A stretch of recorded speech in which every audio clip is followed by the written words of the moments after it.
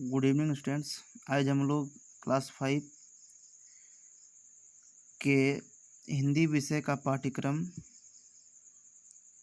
के बारे में जानकारी प्राप्त करेंगे, समझेंगे कि आखिर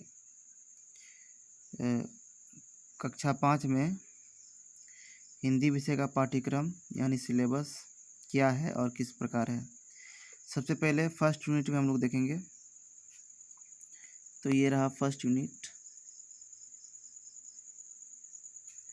ये फर्स्ट यूनिट रहा।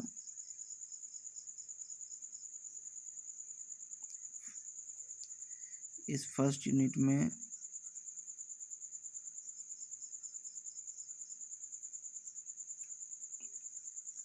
सबसे पहले ध्यान देना है, इसमें है हिंदी व्याकरण जो खंड क में है। खंड क में हिंदी व्याकरण में सबसे पहले है भाषा, लिपि और व्याकरण। इस अध्याय में ये तीनों चीज़ें हैं, भाषा भी है, लिपि है और व्याकरण है, जिसकी वीडियो बनाकर मैंने भेज दिया है। और आगे उसके बाद है संज्ञा, उसके बाद है सर्वनाम, उसके बाद है पर्यायवाची शब्द। तो संज्ञा और सर्वनाम की वीडियो भी मैंने बनाकर भेज दी है। उसके बाद पर्यायवाची शब्द। पर्यायवाची शब्द जो है क्या है? पर्यायवाची शब्द यानी समानार्थी शब्द। समानार्थी शब्द जो समान अर्थ दे, ऐसे शब्द जो समान अर्थ दे उसे पर्यायवाची शब्द कहते हैं। जैसे जल शब्द का पर्यायवाची होगा पानी, नीर, अम्बु।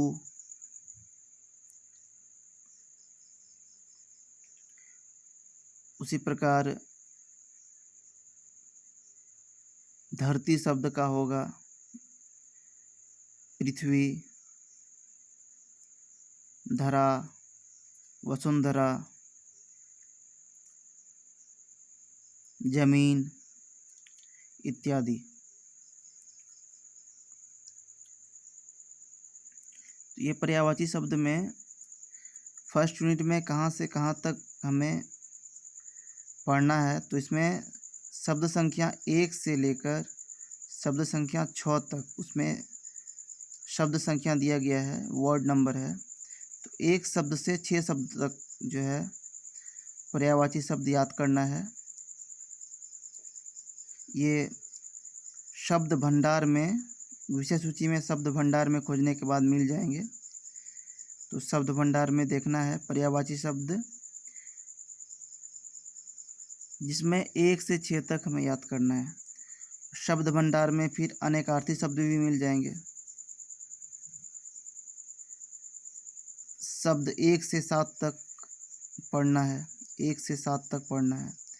उसके बाद उसी में शब्द भंडार मैं लिख देता हूँ यहाँ पर। ये सभी जो हैं ये अनेकार्थी शब्द, विलोम शब्द, श्रुति सम भिन्नार्थक शब्द, ये सभी शब्द भंडार में शब्द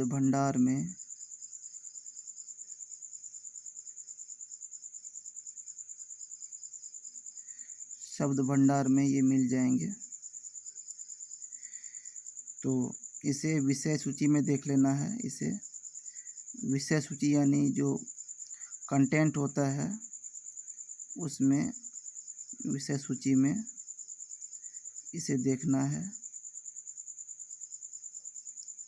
विषय सूची में इसे देखना है, शब्द भंडार मिल जाएंगे। शब्द भंडार के अंतर्गत ही ये सभी आएंगे, पर्यायवाची शब्द, अनेकार्थी शब्द, विलोम शब्द और श्रुति सम भिन्नार्थक शब्द। सब की शब्द संख्या यहाँ पर दी गई है। ये 1 से 4 तक याद करना है श्रुति सम भिन्नार्थक शब्द। विलोम शब्द 1 से 10 तक याद करना है। फिर उपसर्ग है 1 से 7 तक, प्रत्यय है 1 से 5 तक, फिर मुहावरे हैं 1 से 7 तक, फिर लघु निबंध 1 से 1-2 उसमें दिया गया है निबंध। उसके बाद पत्र लेखन में अनौपचारिक पत्र, ऐसे पत्र जो अपने परिवार वालों को, अपने रिश्तेदारों को, अपने मित्रों को दिया जाए उसे अनौपचारिक पत्र कहते हैं। तो इस प्रकार के पत्र फर्स्ट यूनिट टेस्ट में आएंगे। उसके बाद फिर ये व्याकरण खंड हो गया, यानी व्याकरण भाग हो गया। ये जो पाठ्य पुस्तक भाग है यानी खंड ख, इसमें पाठ 1, 2 और 3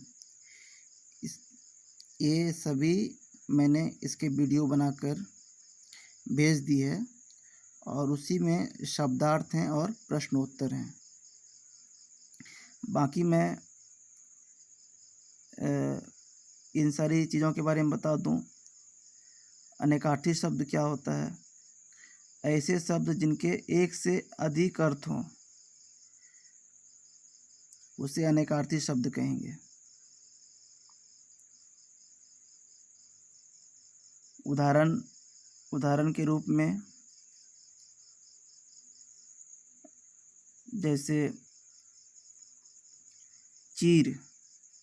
चीर मतलब वस्त्र भी होता है और एक चीर मतलब पुराना भी होता है, प्राचीन, बहुत पहले का।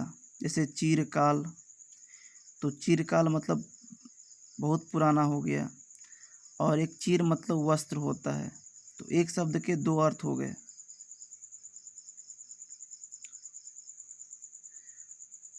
उसी प्रकार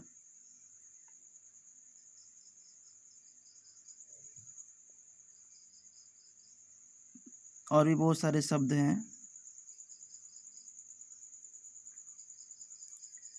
जैसे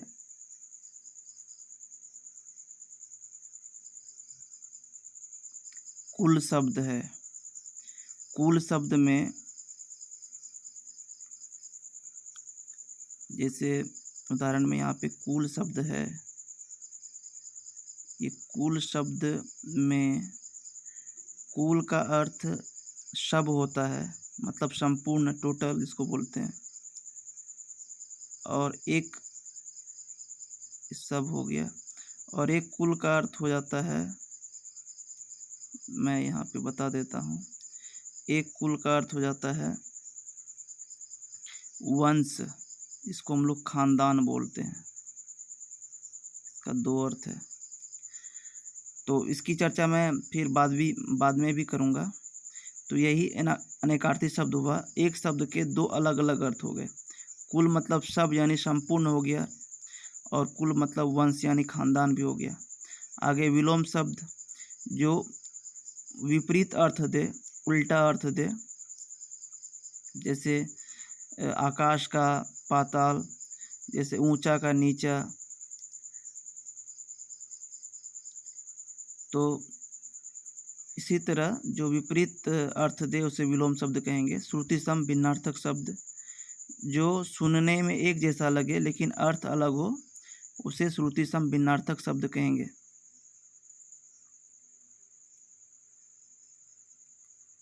जो सुनने में एक जैसा लगे लेकिन उसका अर्थ अलग हो जाता है, और थोड़ा लिखने में भी मात्राओं में कुछ अंतर होता है, तो उसे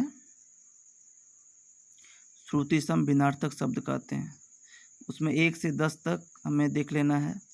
उसके बाद उपसर्ग 1 से 7 तक, प्रत्यय 1 से 5 तक, मुहावरे 1 से 7 तक। इन सारी चीज़ों को हमें ध्यानपूर्वक कर लेना है। ये फर्स्ट यूनिट का रहा। फिर उसी प्रकार फिर फर्स्ट टर्म यानी फर्स्ट सेमेस्टर में फिर उसी तरह व्याकरण, हिंदी व्याकरण खंड को है। इसमें विशेषण के बारे में पढ़ना है, लिंग है, वचन है, फिर पर्यायवाची शब्द वैसे ही है जैसे यहाँ पर है। तो इसमें 1 से 6 शब्द तक था। यहाँ पर फिर 7 से 14 तक है, यानी 6 के बाद से। उसी प्रकार फिर अनेकार्थी शब्द है जो मैंने बताया अभी, 8 से 16 तक। फिर विलोम शब्द है, श्रुति सम भिन्नार्थक शब्द है, यानी जो शब्द सुनने में एक जैसा लगे लेकिन लिखने और उसका अर्थ में थोड़ा अंतर हो जाए, उसे श्रुति सम भिन्नार्थक शब्द कहते हैं।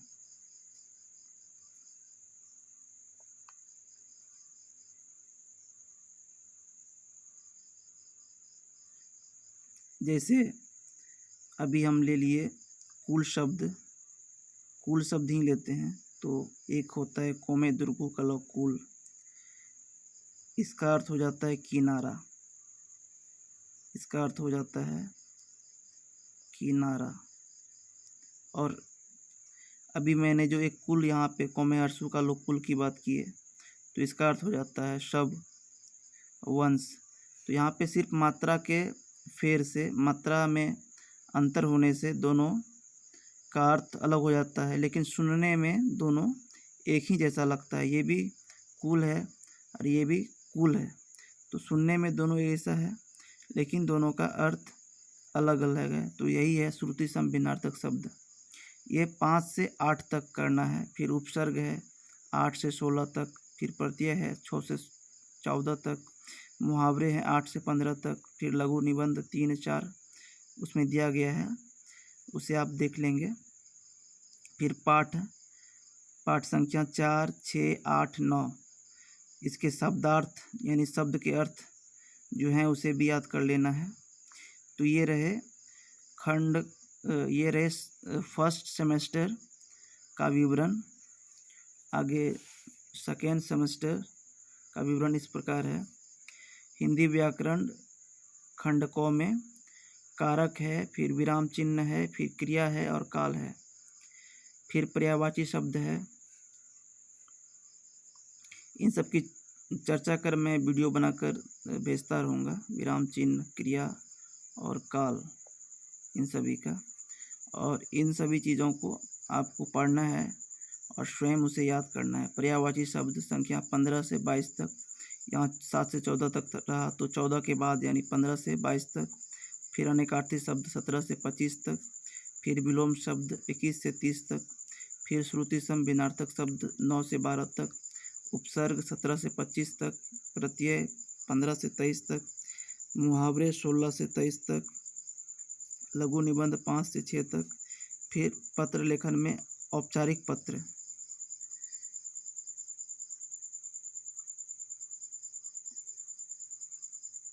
पत्र लेखन में औपचारिक पत्र, इसे ध्यान देना है। पत्र लेखन में औपचारिक पत्र है।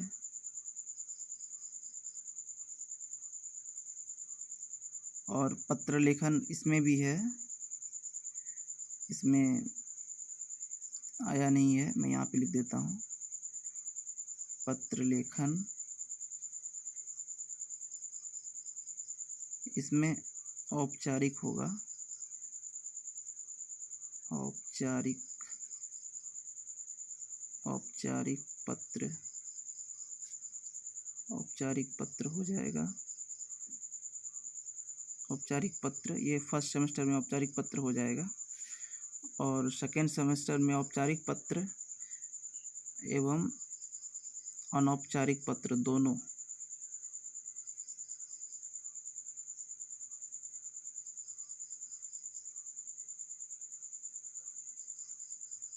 अनौपचारिक पत्र इसमें दोनों रहेंगे। और इसमें हम लोग इसमें फर्स्ट यूनिट में अनौपचारिक पत्र, फिर फर्स्ट सेमेस्टर में औपचारिक पत्र, फिर सेकेंड सेमेस्टर में दोनों औपचारिक पत्र एवं अनौपचारिक पत्र दोनों।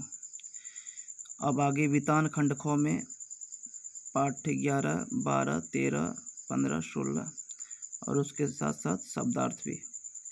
तो इन्हें आप लोग देख लीजिएगा।